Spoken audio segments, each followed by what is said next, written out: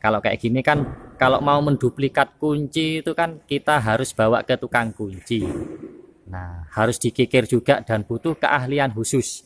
Nah, kalau yang di tipe yang keyless itu yang menggunakan remote, itu ada cara tersendiri untuk menduplikat remote yang baru.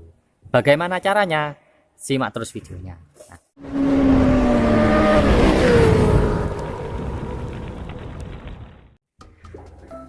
Assalamualaikum warahmatullahi wabarakatuh. Kembali lagi dengan Papa di channel Papa Narsis.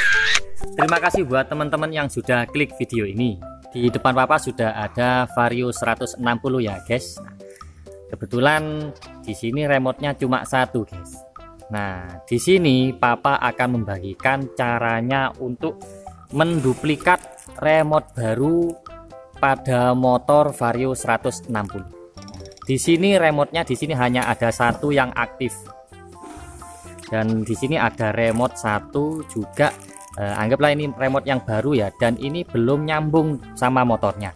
Nah, rencananya Papa ini mau saya duplikat remote yang baru ini ke motor Vario 160. Beda kalau Vario yang 125 itu kan masih menggunakan anak kunci kayak gini ya guys ya. Jadi menggunakan kunci yang konvensional yang dicolokkan ke lubang lalu diputer. Nah, kalau kayak gini kan, kalau mau menduplikat kunci itu kan kita harus bawa ke tukang kunci. Nah, harus dikikir juga dan butuh keahlian khusus. Nah, kalau yang di tipe yang keyless itu yang menggunakan remote, itu ada cara tersendiri untuk menduplikat remote yang baru. Oke guys, untuk menduplikat remote baru, teman-teman hanya membutuhkan kabel khusus ya, kabel jumper seperti ini ya guys. Nah, kabel jumper ini untuk soketnya bisa kalian dapatkan di motor keyless Vario 160, bisa di motor Scoopy itu juga ada. Tinggal ditambahin dengan kabel seperti ini dan jepit buaya. Nah, fungsinya kabel jumper ini nanti akan Papa tunjukkan waktu praktek menduplikat remote baru tersebut. Oke, langsung saja kita praktekkan. Oke guys, teman-teman, ya, yang perlu kita persiapkan untuk menduplikat remote baru di Vario 160 yaitu adalah remote yang masih aktif dan remote yang baru. Nah, ini remote-nya yang baru, coba Papa buka dulu ya. Jadi remote yang baru ini masih belum aktif kalau disambungkan ke motornya Vario 160.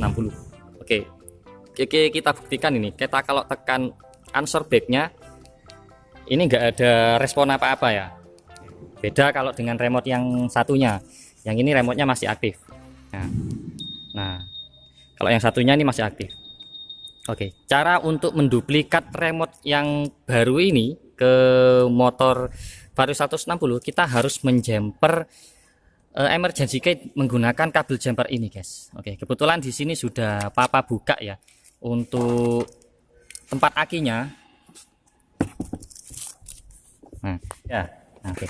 Langkah yang pertama kita lakukan adalah pastikan untuk remote yang baru ini posisinya mati dulu ya. Jadi posisi mati kalau ditekan yang bawah itu lampunya warna merah.